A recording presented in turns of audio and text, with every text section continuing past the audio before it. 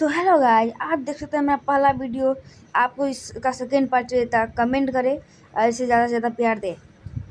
मैं एक ऐसी दुनिया में पुनर्जन्म लेता हूं जहां पूरे देश में जागृति हो रही है और बन जाता हूं देवताओं द्वारा शापित पहला इंसान, सिर्फ इसलिए क्योंकि मैंने triple S rank class undead calamity को यह साबित करने के लिए ठुकरा दिया कि देवता असल में राक्षसों से कम नहीं है। सब मुझे पूरा बेवकूफ कहते हैं, यहाँ तक कि यान जो स्कूल की सबसे खूबसूरत लड़की है और मेरी गर्लफ्रेंड भी, वो भी मुझसे ब्रेकअप करना चाहती है। लेकिन किसी को नहीं पता कि मैंने एकमात्र छुपी हुई क्लास जागृत की है, गॉड फोरसेकन। अभी जागृति मंच पर खड़े होकर मैं हैरान हूँ। जो मुझे दिख रहा है वो पाठ्य पुस्तकों में लिखी बातों से बिल्कुल अलग है। किताबों के अनुसार जब दोनों हाथ प्राचीन पत्थर की शिला को छूते हैं तो एक दिव्य सत्ता प्रकट होती है। वो तुम्हें अपना अनुयायी चुनती है और तुम्हें एक क्लास प्रदान करती है। उसके बाद तुम उसके नाम पर राक्षसों का शिकार करते हो, उनकी आत्मा की लौ बलिदान के रूप में चढ़ाते हो और बदले में तुम्हें अपार शक्ति और कौशल मिलता है। लेकिन अभी मेरे सामने एक नहीं 4 दिव्य सत्ताएं खड़ी हैं। पहली जो मुझे क्लास देने आगे आती है वो है एक युद्ध देवी, सुनहरे कवच में, हाथ में पूरी तरह नक्काशीदार महाखड्ग लिए। वो ठंडे अहंकार के साथ मुझे नीचे देखती है, उसके चेहरे पर तिरस्कार साफ झलकता है। हे जागृत, मैंने तुम्हारी मेहनत और समर्पण को महसूस किया है। मेरा अनुसरण करो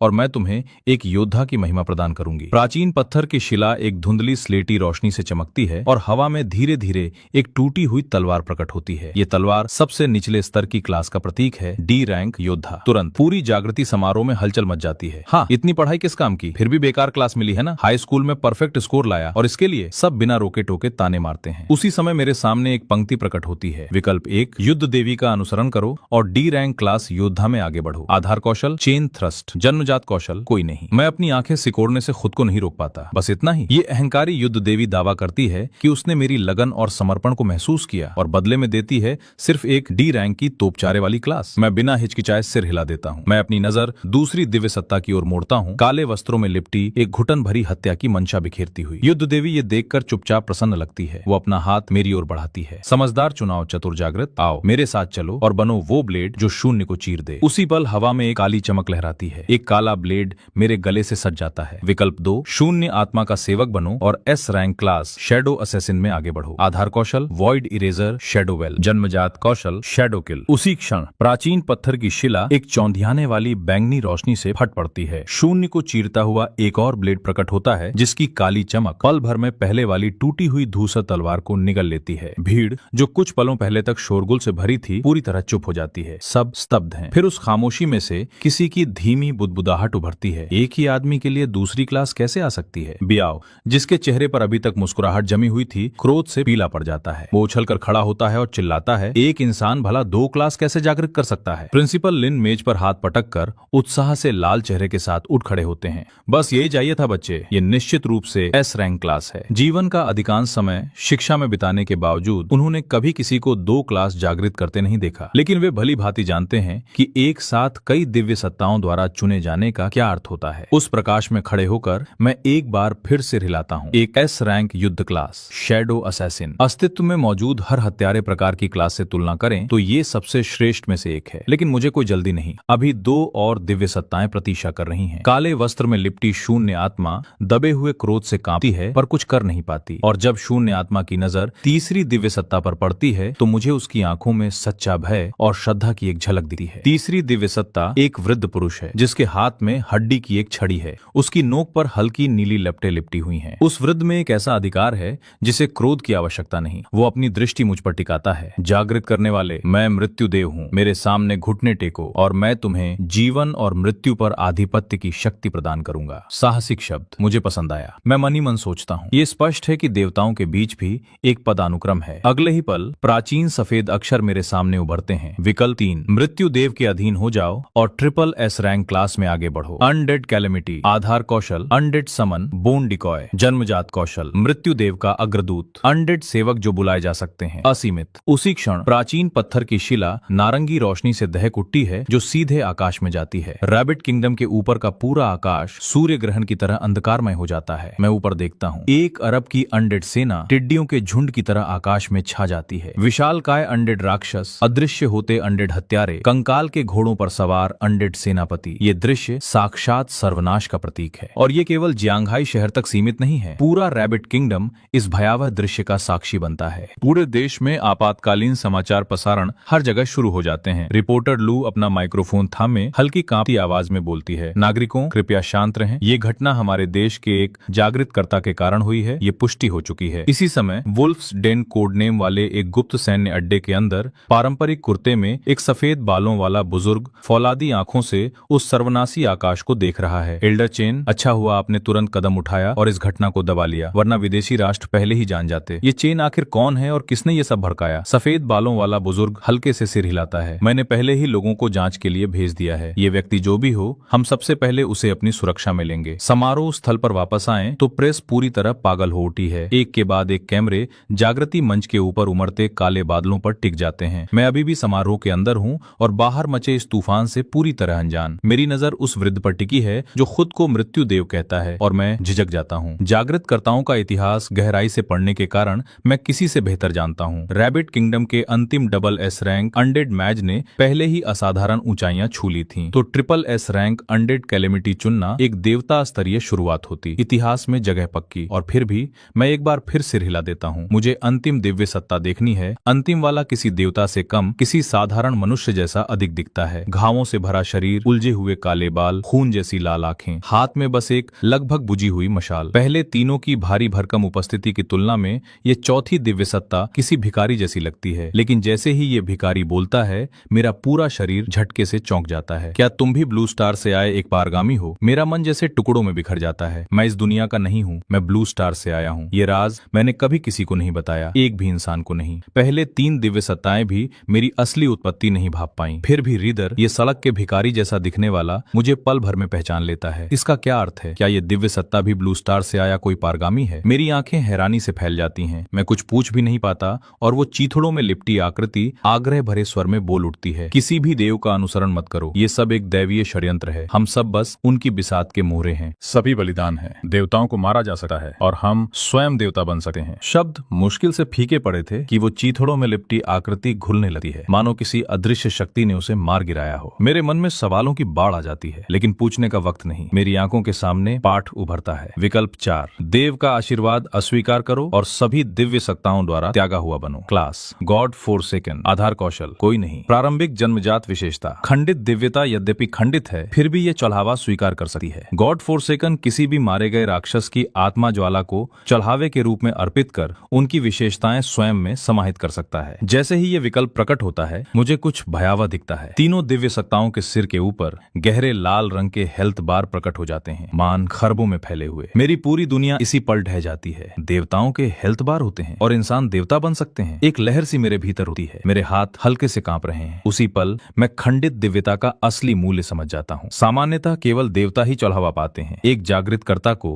राक्षसों को मारकर उनकी आत्मा ज्वाला अपने चुने हुए देव को अर्पित करनी होती है, तभी उसे कौशल, द्वितीय उन्नति और अन्य पुरस्कार मिलते हैं। लेकिन खंडित दिव्यता भी आखिरकार दिव्यता है। इसका अर्थ है दिव्यता धारण करने से मैं देवताओं के समकक्ष हो जाऊंगा। मैं सीधे चढ़ावा प्राप्त कर सकता हूँ। हर उस राक्षस की हर विशेषता जो मैं मारूं वो मेरी हो जाएगी। हाँ, ये एक खाली स्लेट क्लास से शुरू होती है, लेकिन इसकी विकास संभावना असीमित है। मैं एक सच्चा देव भी बन सकता हूँ। अब पहले 3 देवताओं के प्रस्तावों से तुलना करें। एक अहंकारी और कंजूस, एक शिकारी की तरह चारा डालकर लुभाने वाला और एक सरेआम समर्पण की मांग करने वाला। अनुयायी, सेवक, समर्पण, एक भी शब्द नहीं जिसमें सच्चा सम्मान हो। शायद इन देवताओं के लिए इंसान कुछ नहीं, बस खिलौने हैं जिनसे खेला जाए। मुख्य मंच पर रैबिट किंगडम के 4 प्रमुख गिल्डों लियान, जेन, शियाओ और मेंग के गिल्ड मास्टर सब प्रिंसिपल लीन के इर्द गिर्द इकट्ठा हो गए हैं। प्रिंसिपल लीन को अपनी पूरी जिंदगी में कभी इतना ध्यान नहीं मिला था। वे फूले नहीं समा रहे, कान से कान तक मुस्कुराते हुए। क्विन हमारे स्कूल के एक प्रमुख छात्र हैं, हमारे सबसे बेहतरीन स्नातकों में से एक। लेकिन वाक्य बीच में ही रह जाता है जब आकाश में वो भयावह अनडेड सेना धीरे धीरे विलीन होने लगती है। फिर प्राचीन पत्थर की शिला से एक और प्रकाश स्तंभ फूटा है। एक चौथी क्लास, ब्लैक ईगल गिल्ड के मास्टर मेंग अविश्वास से सिर हिलाते हैं। सच में अनसुना है। हालांकि इसे देखकर लग रहा है ज्यादा से ज्यादा सी रैंक होगी। सभी की नजरें प्राचीन पत्थर की शिला पर टिक जाती हैं। जैसे ही चौथा प्रकाश स्तंभ आकाश की ओर उठता है, एक टूटा फूटा मशाल टोटम शिला के साथ जुड़ जाता है। 4 अलग अलग रंगों के प्रकाश स्तंभ मेरे चारों ओर घूमते हैं, लेकिन ये सबको दिख रहा है। नारंगी स्तंभ अब तक सबसे तेज दमक रहा है। Triple S rank undead calamity स्पष्ट रूप से सबसे बेहतर विकल्प है। प्रिंसिपल लिन, क्विन सही फैसला करेगा ना? ड्रिफ्टिंग क्लाउड, गिल्ड की तेज और खूबसूरत मास्टर श्याओ चिंता छुपा नहीं पाती। निश्चिंत रहिए गिल्ड मास्टर्स, हमारे स्कूल का करियर मार्गदर्शन कार्यक्रम हमेशा से प्रिंसिपल लिन की मुस्कुराती हुई तसल्ली उनके मुंह में ही दम तोड़ देती है जब वे जागृति मंच पर मुझे अपना अंतिम चुनाव करते देखते हैं। शिला के ऊपर चारों प्रकाश स्तंभ लगभग एक साथ गायब हो जाते हैं। अब मेरे पास केवल एक टोटेम बचता है, एक मशाल जो अपनी आखिरी लौ से जूझ रही है। वो एक बार मेरे चारों ओर घूमती है और मेरी दोनों भौहों के बीच की जगह में समा जाती है। पूरा आयोजन स्थल अफरा तफरी में डूब जाता है। ये नहीं हो सकता। प्रिंसिपल लिन का चेहरा जम जाता है। चारों गिल्ड मास्टर मंच पर स्तब्ध खड़े हैं, हर एक के चेहरे पर एक जैसा अविश्वास। उसने सच में अनडेड कैलेमिटी ठुकरा दी? फीनिक्स फ्लेम गिल्ड के मास्टर लियान सिर हिलाकर एक लंबी सांस लेते हैं। काश वे खुद उस जागृति मंच पर खड़े होते। और अब प्रिंसिपल लिन, जो अभी अभी खुशी की चोटी से तबाही की खाई में गिरे हैं, एक भड़के हुए सांड की तरह जागृति मंच पर चढ़ाते हैं। क्विन, अभी नीचे आओ। प्रिंसिपल लिन पूरे गले से चिल्लाते हैं। डायरेक्टर झांग, क्विन का होमरूम टीचर कौन है? उसे सही करियर मार्गदर्शन क्यों नहीं दिया गया? डायरेक्टर झांग अधिकार की इस लहर पर सवार होने में एक पल भी नहीं लगाते और तुरंत मिस टैंग पर बरस पड़ते हैं। डायरेक्टर झांग और प्रिंसिपल दोनों की डांट सुनकर भी मिस टैंग ज्यादा विचलित नहीं होती। उन्हें भरोसा है कि क्विन के पास अपने फैसले की कोई वजह जरूर है। इधर इस पूरे नाटक ने मीडिया को पूरी तरह पागल कर दिया है। लोगों को किसी को किंवदंती बनाना पसंद है और उस किंवदंती को गिराना उससे भी ज्यादा। दर्शकों, मुझे सच में ये उम्मीद नहीं थी। ये स्कूल जो खुद को झोंघाई शहर में नंबर 1 कहता है, बुनियादी करियर मार्गदर्शन भी नहीं दे सकता। हमारे देश ने आज एक ट्रिपल एस रैंक जागृत करता, एक अनडेड कैलेमिटी खो दिया। इस नतीजे के लिए मेरा मानना है कि इस स्कूल का हर शिक्षक जिम्मेदार है। अब मंच पर खड़े चारों गिल्ड मास्टर एक एक करके बस सिर हिलाते हैं और चुपचाप खिसक लेते हैं, लेकिन सब नाखुश नहीं हैं। उसी बैच के बियाव और मिंग जैसे कुछ लोग तो बेहद खुश हैं। बर्बाद तो बर्बाद ही रहता है, मौका खुद चल कर आए तब भी थाम नहीं सकता। बियाव आकाश की ओर मुंह करके एक लंबी सांस छोड़ता है। बस कुछ पल पहले तक उसे डर था कि वो पूरी जिंदगी क्विन की छाया में ही गुजार देगा। जागृति मंच पर वापस मैं कुछ भी समझ पाता उससे पहले ही चारों दिव्य सत्ताएं और उनके दृश्य धीरे धीरे मिटने लगते हैं। आसपास का माहौल पल भर में बदल जाता है और मैं किसी बिल्कुल अनजान जगह पहुंच जाता हूं। तुरंत एक आवाज मेरे कानों में गूंजती है, नए जागृत करता, तुमने ट्रायल टावर में प्रवेश किया है। ये नए जागृत व्यक्तियों के लिए अंतिम परीक्षा है। ये मायने रखता है कि तुम अपनी क्लास के साथ कितनी तेजी से तालमेल बिठाते हो और उसे उसकी अधिकतम क्षमता तक ले जाते हो। मैं तेजी से अपने चारों ओर नजर दौड़ाता हूँ। मैं एक प्राचीन जंगल में खड़ा हूँ। ये ट्रायल टावर की पहली मंजिल होनी चाहिए। हर मंजिल अपने आप में एक अलग दुनिया है। हर मंजिल के संरक्षक राक्षसों को हराने पर ही अगली मंजिल तक जाया जा सकता है। मैं अपना स्टेटस पैनल खोलता हूँ। हर आंकड़ा मुझे मुंह चिढ़ाता नजर आता है। खुद मानना पड़ेगा कि हालत बेहद दयनीय है। चारों शुरुआती आंकड़े, जीवन शक्ति, बल, फुर्ती और आत्मा, सब मात्र 5-5 अंकों पर बैठे हैं। स्वास्थ्य, हमला और रक्षा सब डी रैंक क्लास से भी नीचे। एक भी शुरुआती कौशल नहीं। मेरे पास बस एक चीज है, एक प्रारंभिक विशेषता, खंडित दिव्यता। ठीक है, मैं आंखें सिकोड़कर विवरण पढ़ता हूँ। खंडित दिव्यता, उसकी दिव्यता जिसे सभी देवताओं ने त्याग दिया। यद्यपि खंडित है, फिर भी चढ़ावा स्वीकार कर सकती है। आत्मा ज्वाला चढ़ाने से खंडित दिव्यता धीरे धीरे पुनर्स्थापित होती जाएगी। मुझे उम्मीद है कि मैंने गलत दांव नहीं लगाया। तभी चारों तरफ के जंगल से सरसराहट की आवाजें उठने लगती हैं। पहली मंजिल के संरक्षक राक्षस आ गए। वे गॉब्लिन हैं, झुकी हुई कमर, टहनी जैसे पतले हाथ पांव वाले मानव नुमा जीव। मैं इन्हें तुरंत पहचान लेता हूँ। गॉब्लिन राक्षसों में सबसे कमजोर होते हैं, लेकिन जिसके आंकड़े शून्य के इतने करीब हों, वो एक पल की भी लापरवाही नहीं कर सकता। मैं भाले की पकड़ मजबूत करता हूँ और सतर्कता से कुछ कदम पीछे हटता हूँ। कुल 3 गॉब्लिन हैं। अगर इन्होंने मुझे घेर लिया तो मेरे इन आंकड़ों के साथ मैं पल भर में खत्म हो जाऊंगा। आगे वाला गॉब्लिन पहले ही एक लोहे की तलवार मेरी तरफ झुलाता है। मैं दोनों हाथों से भाला थामे उसकी तलवार को सटीकता से परे हटाता हूँ। उसे संतुलन खोते देख मैं अपना खुरदुरा लोहे का भाला जोर से उसकी छाती में घोंप देता हूँ। गॉब्लिन एक चीख के साथ ढेर हो जाता है। मैं आगे बढ़ता हूँ, भाले से बुहारते और काटते हुए तेजी से 2 और वार करता हूँ। उसका हेल्थ बार आधे से नीचे आ जाता है। तभी दूसरे 2 गॉब्लिन दोनों तरफ से मुझ पर झपट पड़ते हैं। पीछे हटने की बजाय मैं आगे बढ़ता हूँ और भाले को पहले गॉब्लिन के शरीर में पूरी तरह घुसर देता हूँ। उसकी बची कुची सारी जीवन शक्ति खत्म कर देता हूँ। वो धीरे धीरे जमीन पर ढेर हो जाता है। अपने साथी को गिरते देख दोनों गॉब्लिन आग बबूला हो जाते हैं और दोनों तरफ से मुझ पर वार करते हैं। मैं पूरी तरह शांत रहता हूँ, स्थिर कदमों से बचता और झुकता हुआ हर हमले को भाले से रोकता हूँ। एक भी वार नहीं लगता। मैं लगातार रोकता और पलटवार करता रहता हूँ और 5 मिनट बाद आखिरी गॉब्लिन भी गिर जाता है। तीनों शवों से सफेद रोशनी की धाराएं उठती हैं और मुझ में समा जाती हैं। इतना अनुभव कि मेरा पूरा एक स्तर बढ़ जाता है। लेकिन जो चीज मेरी नजर खींचती है वो है गॉब्लिन के शव। हर एक से धीमी धीमी टिमटिमाती लपटें उठने लगती हैं। आत्मा की लपटें। किसी राक्षस को मारो और तुम उसकी आत्मा की लपटें पाते हो। अपने चुने हुए देवता को पर्याप्त आत्मा लपटें अर्पित करो और तुम उनकी कृपा पा सकते हो। नई शक्तियां,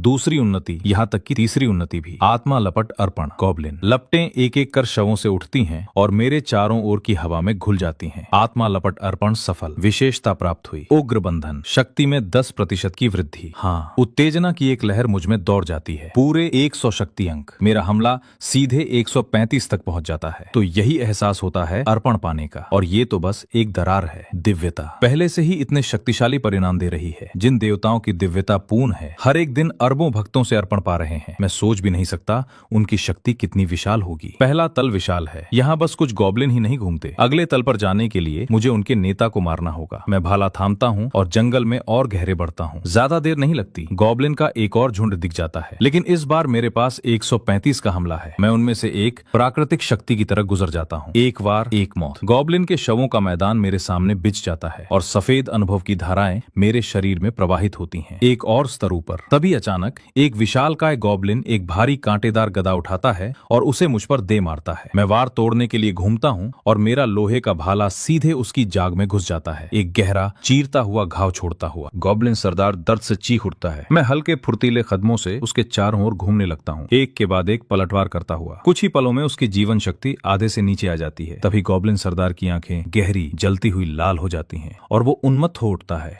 उसका हमला अचानक कई गुना बढ़ जाता है। वो आगे झुकता है, पंजे मारता और कुचलता हुआ मुझ पर झपटता है। लेकिन यही तो मैं चाहता था। मेरे पांव एक पल में बगल हो जाते हैं और मैं भाला सीधे गॉब्लिन सरदार के गले में उतार देता हूँ। उसी क्षण एक विशाल क्षति संख्या उससे फूट पड़ती है। वो विशाल काय गॉब्लिन सरदार धड़ाम से जमीन पर गिर पड़ता है। शव के ऊपर आत्मा लपटें टिमटिमाने लगती हैं। आत्मा लपट अर्पण गॉब्लिन सरदार। मैं भाले की नोक शव पर टिकाता हूँ और तुरंत एक संदेश प्रकट होता है। आत्मा लपट अर्पण सफल। कौशल प्राप्त हुआ उन्माद श्रेणी बी। एक ए श्रेणी कौशल। आखिरकार मेरा दिल उछल पड़ता है। उन्माद। मैं फौरन कौशल पैनल खोलता हूँ। जो स्थान कुछ पल पहले बिल्कुल खाली था, अब पहला कौशल धारण किए हुए है। उन्माद श्रेणी बी। प्रभाव ओर्क रक्तवंश की एक अनूठी तकनीक। सक्रिय होने पर क्षति और हमले की गति 30% बढ़ जाती है। प्रभाव समाप्त होने पर उपयोगकर्ता एक कमजोर अवस्था में पड़ जाता है, जिसमें रक्षा 50% घट जाती है। तभी मेरे सीने में उत्साह की एक छोटी लहर उठी रही होती है कि नया संदेश सामने आता है। इस कौशल को उन्नत करने के लिए 10 अग्नि अंक खर्च करें। मैं पलक झपकाता हूँ तो अग्नि अंक इसी काम आते हैं। प्राप्त कौशलों को वास्तव में उन्नत किया जा सकता है। मैं 10 अग्नि अंक खर्च करता हूँ। उन्नयन पूर्ण। उन्माद विकसित होकर उबलता पशुरक्त बन गया। उबलता पशुरक्त श्रेणी बी। प्रभाव ओर्क जाति की एक उच्च स्तरीय रक्तवंश तकनीक। सक्रिय होने पर क्षति और हमले की गति 50% बढ़ जाती है। इसके बाद उपयोगकर्ता एक संक्षिप्त कमजोर अवस्था में प्रवेश करता है।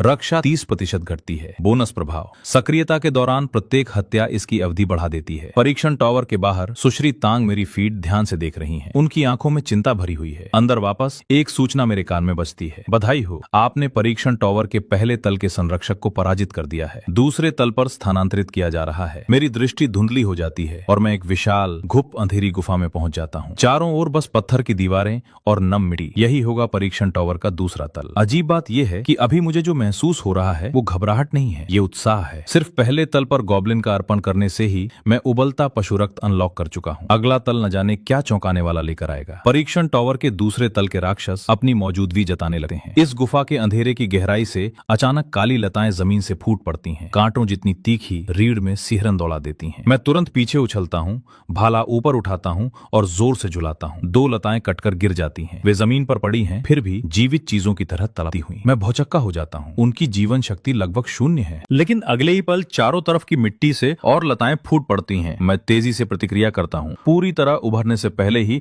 भाला उन सबको काट गिराता है। लेकिन कटी हुई लताएं मिट्टी से फिर उगाती हैं। मैं समस्या तुरंत समझ जाता हूँ। जीवन शक्ति कम है, हाँ, लेकिन इन्हें मारो तो और उगाती हैं। ये अनंत है। कोई स्रोत जरूर होगा, एक केंद्र, और उसे नष्ट करना ही एकमात्र रास्ता है। मैं भाला उठाता हूँ और उस दिशा में दौड़ता हूँ जहाँ जमीन सबसे ज्यादा हिलती दिख रही है। रास्ते में लताएं काटता हुआ। रास्ते में अनगिनत लताएं जमीन से उभरती हैं, लेकिन मेरे फुर्तीले कदम हर एक से बसते चले जाते हैं। लगभग 7 से 8 सुरंगों से गुजरने के बाद गुफा के केंद्र में एक विशाल उलझी हुई जड़ बैठी है। हर लता उसी से जुड़ी है। यही स्रोत है। और भी अधिक बेचैन करने वाली बात, उस जड़ के भीतर से एक मानवीय चेहरा उगाया है। यही होगा केंद्र। एक पल भी बिना झिझके मैं लोहे का भाला उठाता हूँ और उसे जड़ के उस विशाल पिंड में पूरी ताकत से घोंप देता हूँ। एक क्षति संख्या उभरती है और जड़ की जीवन शक्ति पट्टी प्रकट होती है। अमर वृक्ष आत्मा, एलीट बॉस, जीवन शक्ति 50,000, खतरे का स्तर उच्च। वो जीवन शक्ति पट्टी पूरे 50,000 तक फैली है, लेकिन सबसे कुचलने वाली बात अगली आती है। वृक्ष आत्मा पर एक उपचार संख्या प्रकट होती है और मैंने अभी जो क्षति पहुंचाई थी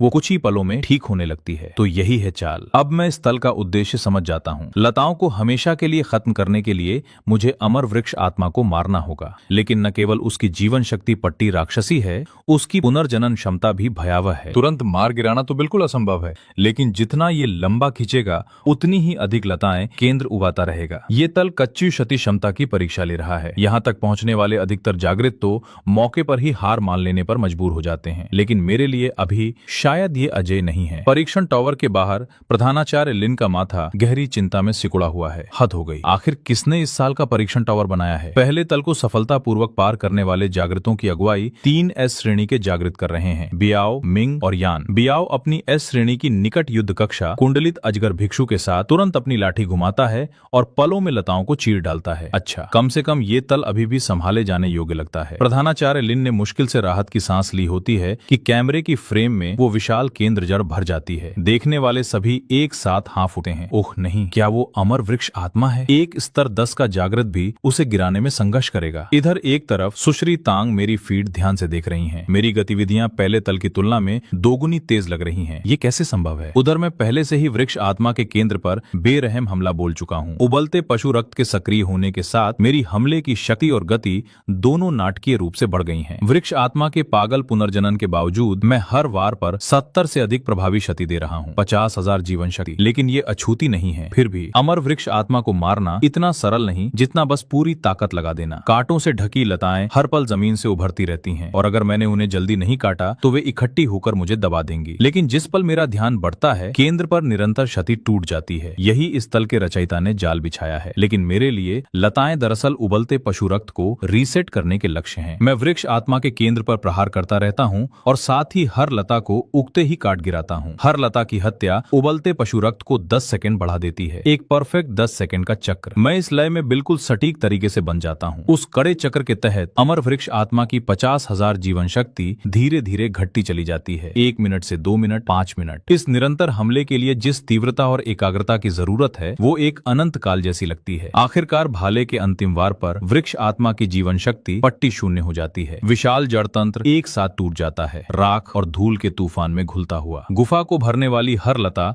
उसके साथ गायब हो जाती है। अमर वृक्ष आत्मा मेरे सामने ढेर हो जाती है। सफेद रोशनी की लहरें मुझ में समा जाती हैं। इस क्रूर बॉस ने मुझे एक झटके में पूरे 3 स्तर ऊपर धकेल दिया। लेकिन जो चीज मुझे सच में परवाह है वो है वृक्ष आत्मा की आत्मा लपट अर्पण। छोटी छोटी लपटें मेरे भाले की नोक के चारों ओर घूमती हैं और फिर धीरे धीरे मिट जाती हैं। आत्मा लपट अर्पण। अमर वृक्ष आत्मा सफल। विशेषता प्राप्त हुई। प्रकाश केंद्र पुनर्जनन श्रेणी एस। बोनस, प्रति सेकंड अधिकतम जीवन शक्ति का 1% पुनर्स्थापित होता है। एस श्रेणी की विशेषता के योग्य। क्विन उत्साहित भी नहीं हो पाता कि परिचित सिस्टम की आवाज फिर गूंज उठती है। बधाई हो, आपने दूसरे तल के संरक्षक को पराजित कर दिया है। तीसरे तल पर स्थानांतरित किया जा रहा है। एक पल में क्विन उस अंधेरी गुफा से खिंचकर एक खुले दलदल में जा गिरता है। तभी उसके कान में एक और संदेश गूंजता है। बधाई हो, आप तीसरे तल पर पहुंचने वाले 5वें जागृत हैं। परीक्षण टावर में शेष जागृत 47। क्विन को एक झटका लगता है। वो जानता था कि वो अमर वृक्ष आत्मा को गिराने वाला पहला नहीं था, लेकिन उत्तीर्ण दर उसकी उम्मीद से कहीं कम है। वो इसे समझ भी ना, गंदला दलदल हिलने लगता है और 3 मानवीय आकृतियां कहीं से प्रकट हो जाती हैं। क्विन पर एक धीमी लहर जैसी अनुभूति छा जाती है। दलदली बंशी। क्विन पास की एक बड़ी चट्टान के पीछे झपट जाता है। अगले ही पल एक तीखा ध्वनि विस्फोट उसके कान के पास से चीखता हुआ गुजर जाता है। जादुई हमला। क्विन का चेहरा सख्त हो जाता है। दलदली बंशी के ध्वनि हमले पहले से ही विशाल क्षेत्र को ढकते हैं और तीसरा तल एक खुले दलदल में है जहां लगभग कोई आड़ नहीं। बस यही एक चट्टान असली सुरक्षा दे रही है। किसी दलदली बंशी को गिराना मुश्किल नहीं है, उनकी शारीरिक रक्षा कुछ भी नहीं। असली समस्या ये है कि किसी एक पर हमला करते ही बाकी दोनों से ध्वनि विस्फोट तुरंत आ जाते हैं। इसके अलावा दलदल की जमीन गतिविधि धीमी कर देती है, जिससे ये तल शुद्ध धैर्य की परीक्षा बन जाता है। क्विन रचयिता का इरादा समझ जाता है और उसके होठों पर एक शांत मुस्कान आ जाती है। उसे बस कुछ वार झेलने हैं, जीवन शक्ति देकर क्षति लेनी है, चट्टान के पीछे लौटना है और प्रकाश केंद्र पुनर्जनन को ठीक करने देना है। फिर दोबारा, बस इतना। तीसरा तल साफ करना बाएं हाथ का खेल है, कोई झिझक नहीं। क्विन विस्फोट की तरह आगे बढ़ता है और सीधे नजदीकी दलदली बंशी पर झपट पड़ता है। बंशी का सुंदर चेहरा सदमे से पीला पड़ जाता है और उसी पल भाला ठिकाने लग जाता है। फिर क्विन तुरंत पीछे खिंचता है और लौट जाता है, कभी जरूरत से ज्यादा नहीं रुकता। साथ ही बाकी बाकी दोनों बंशियों के ध्वनि विस्फोट दोनों तरफ से उसके सिर में टकराते हैं। उसकी दृष्टि हिल जाती है, उसके शरीर से 2 क्षति संख्याएं फूटती हैं। लेकिन स्तर 8 पर क्विन दोनों वार झेलता है और उसकी लगभग आधी जीवन शक्ति अभी भी बची है, और उस एक वार ने एक बंशी की अधिकतर जीवन शक्ति खत्म कर दी। चट्टान के पीछे लौटते ही प्रकाश केंद्र पुनर्जनन शुरू हो जाता है। उसकी जीवन शक्ति दिखाई देने वाली गति से वापस चढ़ने लगती है। अब बस पूरी तरह ठीक होने का इंतजार करना है, फिर दोहराना है। और इस तरह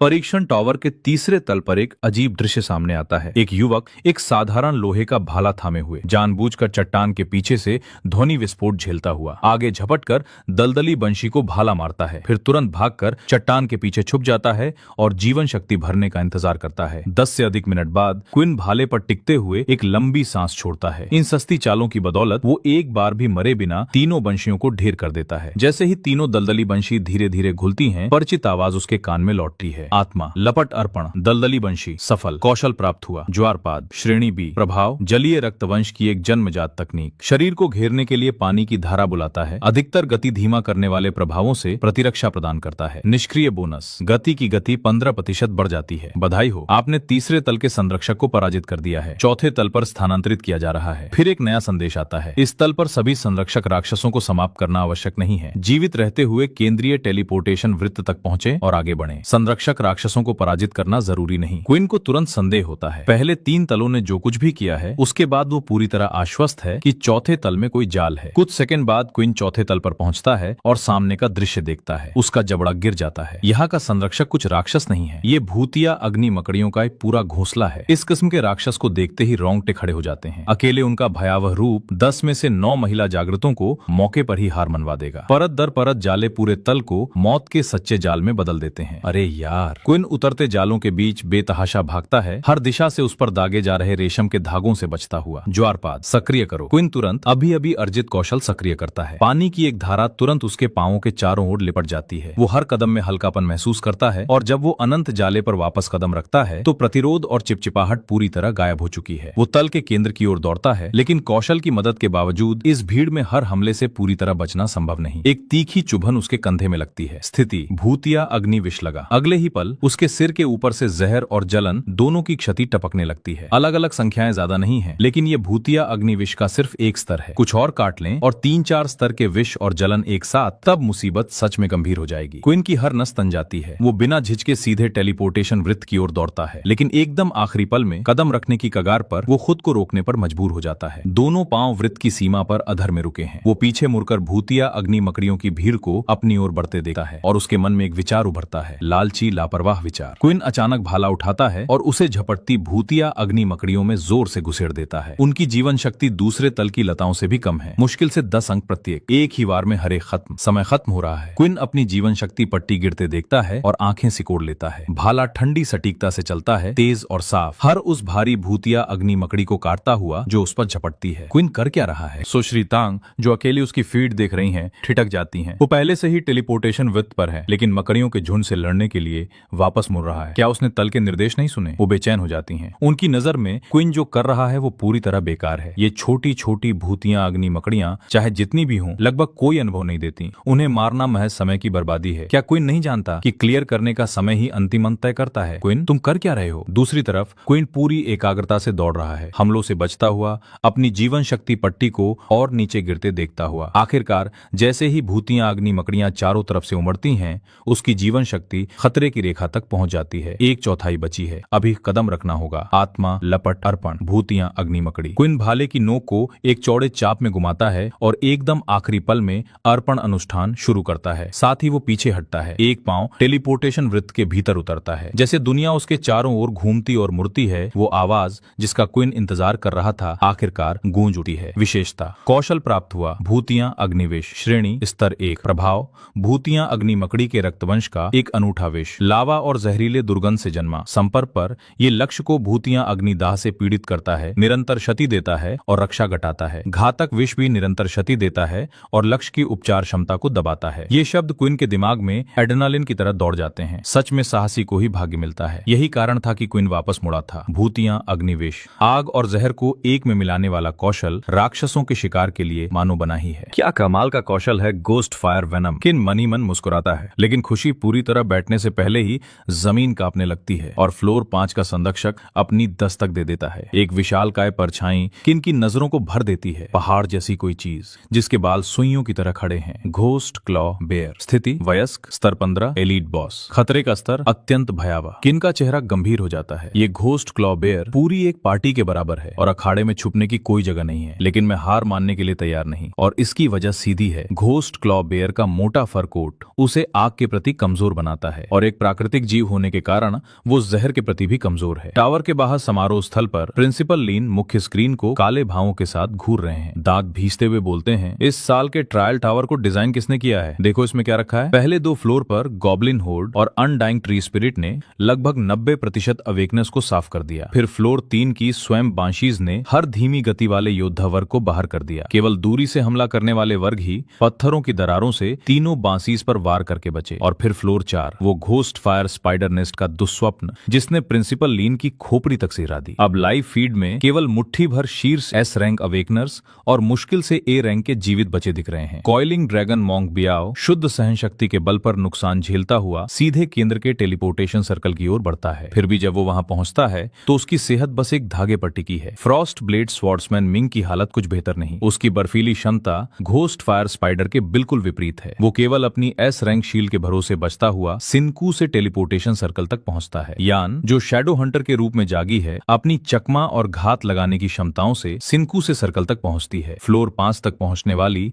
एकमात्र महिला अवेकनर बनकर। रू यान जिसने अग्नि क्षमता से सबसे पहले अनडाइंग ट्री स्पिरिट को मारा और बाद में स्वयं बाशीस को आग के मंत्रों से थका दिया, फ्लोर 4 के स्पाइडर नेस्ट में आकर टूट जाती है। एक ग्लास कैनन मेज होने के कारण कुछ ही कदम में जाले में फंस जाती है। मकड़ियों के विशाल झुंड को देखकर रू यान का चेहरा सफेद पड़ जाता है और वो तुरंत पीछे हट जाती है। अधिकांश अवेकनर्स के बाहर होने के बाद खींचे हुए प्रिंसिपल लीन बियाओ और मिंग की फीड पर स्विच करते हैं जब वे फ्लोर 5 में प्रवेश करते हैं, और अखाड़े में प्रकट होने वाले वयस्क घोस्ट क्लॉ बेयर को देखकर सब गाली देने पर उतारू हो जाते हैं। ये क्या है? इसे ट्रायल टावर में किसने रखा? नए जागे अवेकनर्स की तो बात छोड़ो, अनुभवी योद्धाओं की पूरी पार्टी भी वयस्क घोस्ट क्लॉ बेयर के खिलाफ जीत की गारंटी नहीं दे सकती। इस साल का ट्रायल टावर किसने डिजाइन किया? बात है कि ऊपर से कोई बड़ा आदमी आया था। इसी बीच झांगहाई शहर की एक गुप्त सुविधा में ऑब्जर्वेशन रूम की हर दीवार हाई डेफिनेशन स्क्रीनों से ढकी है। आई स्क्रीन पर लगभग पूर्ण सफाई को देखती है और निराशा की एक शांत सी आह भरती है। लगता है इस साल का ट्रायल टावर यहीं खत्म हो जाएगा। झांगहाई शहर में एक भी अवेकनर फ्लोर 5 नहीं तोड़ सकता। उसके बगल में डॉक्टर वांग रोने की कगार पर दिखते हैं, बिल्कुल ही नहीं तोड़ सकते। ट्रायल टावर में वयस्क घोस्ट क्लॉ बेयर कौन रखता है? अभी अभी जागा एस रैंक अवेकनर भी घोस्ट क्लॉ बेयर से आमने सामने नहीं लड़ सकता। नी बस चुपचाप अपने बालों की एक लट कान के पीछे टक कर लेती है। वो अपने कान के पास कुछ कहती है और शांत स्वर में बोलती है, अच्छा ये तो बस हमारी बुनियादी स्क्रीनिंग आवश्यकता है। डॉक्टर वॉन्ग के मुंह से कोई शब्द नहीं निकलता। नी बेमन होकर अपनी कलम का सिरा चबाती है। उसकी आवाज बिल्कुल सपाट है। ये तो बस अफसोस की बात है, इस साल के जागरणकर्ता फर्श 5 भी पार नहीं कर पा रहे। छुपे हुए फर्श की तो बात ही छोड़ो, मैंने उस एक के लिए इतनी मेहनत से जाल बिछाया था और लगता है वो सब बेकार ही गया। परीक्षण टावर के अंदर फर्श 5 पर काइनफस घोस्ट क्लॉ बेयर की कच्ची और कुचलने वाली उपस्थिति को महसूस करता है। वो आंखें मूंद कर आगे नहीं बढ़ता। घोस्ट क्लॉ बेयर एक छोटे पहाड़ की तरह बना है। उसका खुरदरा फर कवच की मोटी परत जैसा है और उसकी क्रूर आंखें घुसपैठिए पर शुद्ध घृणा से जमी हैं। इतनी दूर तक आकर बिना कोशिश किए वापस जाना ये काइन के स्वभाव में नहीं है। अपने विशाल आकार की तरह घोस्ट क्लॉ बेयर एक भारी प्रहार करने वाला, उच्च स्वास्थ्य वाला, शक्ति प्रकार का राक्षस है। इसकी हरकतें विस्फोटक हैं लेकिन तेज नहीं। जीतने के लिए चुस्त पैरों का काम सब कुछ है। टाइट स्टेप सक्रिय होता है और काइन की गति तेजी से बढ़ जाती है। घोस्ट क्लॉ बेयर गहरी गड़गड़ाहट करता है और हमला करने दौड़ता है। इसका आक्रमण पैटर्न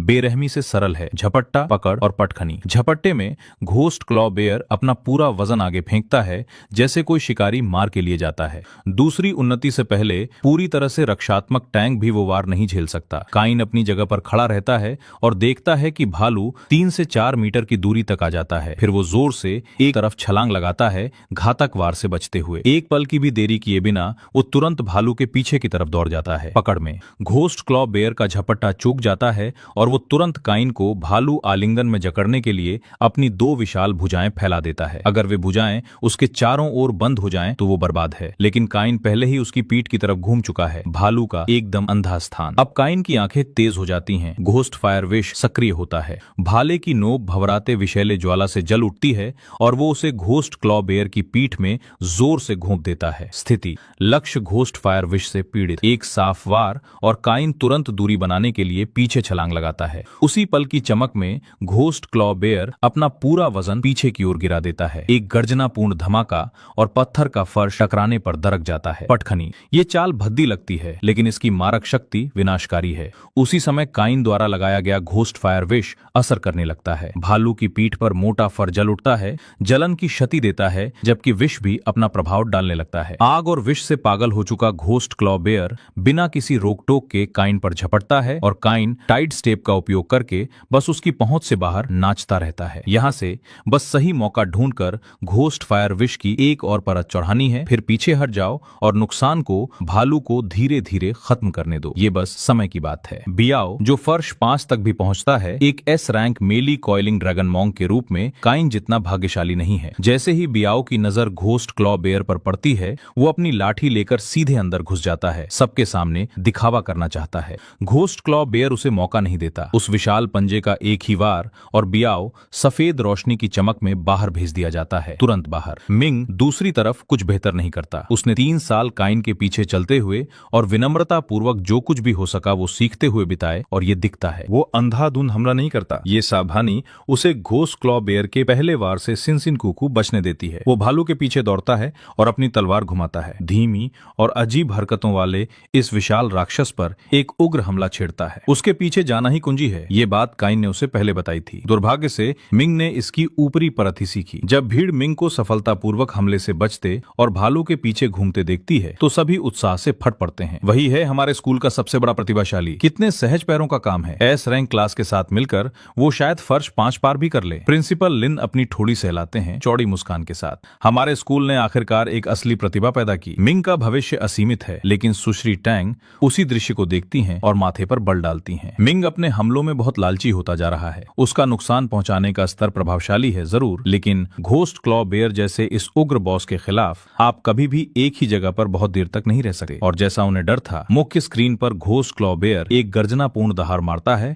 और बिना किसी चेतावनी के पीछे की ओर बैठ जाता है। मिंग जो पूरी ताकत से हमला करने के बीच में है, के पास कहीं जाने की जगह नहीं है। वो बेबस होकर देखता है जब घोस्ट क्लॉ बेयर उसके ऊपर आ गिरता है। मिंग घबरा जाता है। उसके होंठों पर आया शाप बनने से पहले ही मर जाता है और वो इतिहास में पहला ट्रायल टावर चैलेंजर बन जाता है जो कभी ऊपर बैठे जाने से मारा गया। प्रिंसिपल लिन की चौड़ी मुस्कान तुरंत जम जाती है। वो बिचे दांतों से कुछ शब्द निकालते हैं। डायरेक्टर झांग, कितने बचे हैं? डायरेक्टर झांग जल्दी से जवाब देने की कोशिश करते हैं। हमारे स्कूल में अभी भी 2 हैं, एक एस रैंक यान है और दूसरा क्विन है। डायरेक्टर झांग की आंखें अविश्वास से फैल जाती हैं। प्रिंसिपल लिन मुश्किल से सुनते हुए अधीरता से कहते हैं, मुख्य स्क्रीन को यान की फीड पर स्विच करो अभी। डायरेक्टर झांग 2 बार नहीं सोचते, वो तुरंत स्विच कर देते हैं। मुख्य स्क्रीन यान की फीड पर कट जाती है। वो एक लॉन्गबो लिए खड़ी है। समूह में एकमात्र चपलता आधारित लंबी दूरी की एस रैंक जागरण करता। फर्श 5 की सीमित जगह पर यान फुर्तीली सटीकता के साथ चलती है। अखाड़े के बाहरी किनारे पर चक्कर लगाती है। घोस्ट क्लॉ बेयर से एक चौड़ा और सुरक्षित अंतर बनाए रखती है,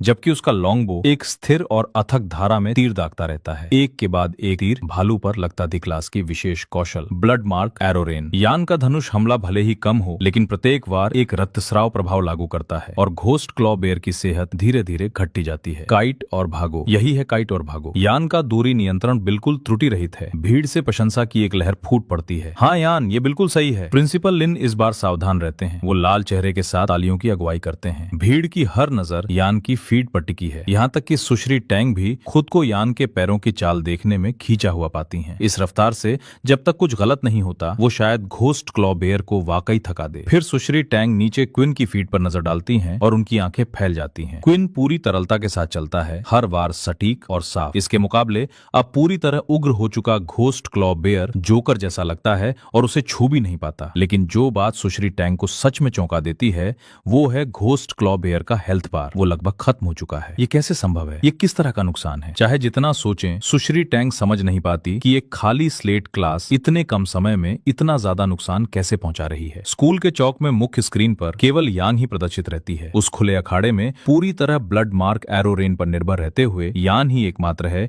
जो घोस्ट क्लॉ बेयर को लगातार नुकसान पहुंचाने में सक्षम है, उसकी सेहत को आधे से थोड़ा नीचे तक घिसते हुए। यान सच में हमारे स्कूल का गौरव है। मुझे लगता है वो वाकई फर्श 5 पार कर सकती है और शीर्ष अंक ले सकती है। प्रिंसिपल लिन की आंखों में उम्मीद की चिंगारी फिर से जल उठती है, लेकिन ठीक उसी वक्त स्क्रीन पर कुछ गलत हो जाता है। घोस्ट क्लॉ बेयर के शरीर पर निशाना साधा एक तीर भटक जाता है, सीधे उसके सिर में जा लगता है। है। एक पल में एक महत्वपूर्ण कमजोर बिंदु का क्षति अंक विस्फोट करता है। घोस्ट क्लॉ बेयर एक गर्जनापूर्ण दहाड़ मारता है और पूरी तरह उन्माद में आ जाता है। जमीन के करीब झुककर वो यान पर पहले की दुगनी से भी ज्यादा गति से दौड़ता है। यान सहज रूप से बचने की कोशिश करती है, लेकिन इस खुले अखाड़े में कहीं जाने की जगह नहीं है। वो केवल देख सकती है जब उग्र घोस्ट क्लॉ बेयर का पंजा नीचे आ गिरता है और वो सफेद रोशनी की धारा में खुल जाती है। जोंगहाई फर्स्ट स्कूल की जागरणकर्ता यान। इसी के साथ ये वीडियो यहीं पे एंड करते हैं और ज़्यादा से ज़्यादा शेयर, लाइक और फॉलो करें।